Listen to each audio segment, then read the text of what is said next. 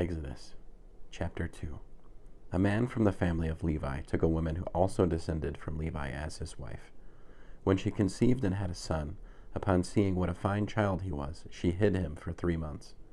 When she could no longer hide him, she took a papyrus basket, coated it with clay and tar, put the child in it, and placed it among the reeds on the riverbank.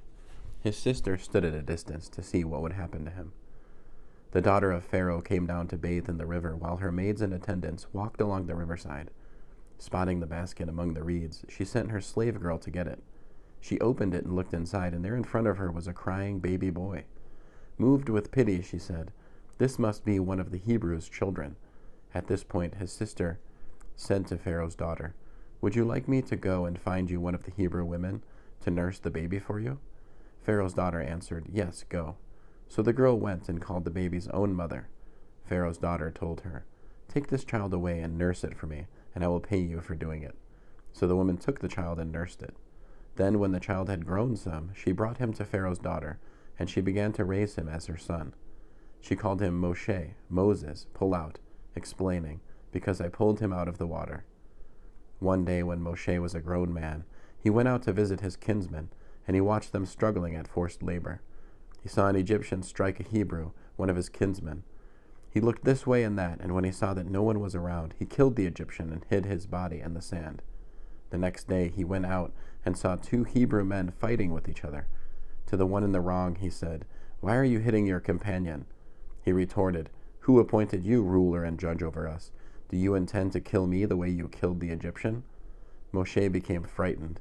Clearly, he thought, the matter has become known.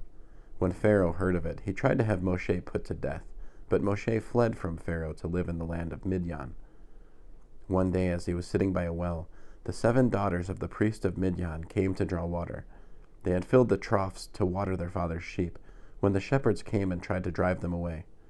But Moshe got up and defended them. Then he watered their sheep. When they came to Reuel, their father, he said, "How come you're back so soon today?" They answered, "An Egyptian rescued us from the shepherds. More than that, he drew water for us and watered the sheep." He asked his daughters, "Where is he? Why did you leave the man there? Invite him to have something to eat."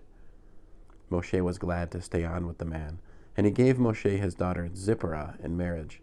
She gave birth to a son, and he named him Gershom, foreigner there, for he said, "I have been a foreigner in a foreign land." Sometime during those many years the king of Egypt died, but the people of Israel still groaned under the yoke of slavery, and they cried out, and their cry for rescue from slavery came up to God. God heard their groaning, and God remembered his covenant with Abraham, Yitzhak, and Yaakov. God saw the people of Israel, and God acknowledged them.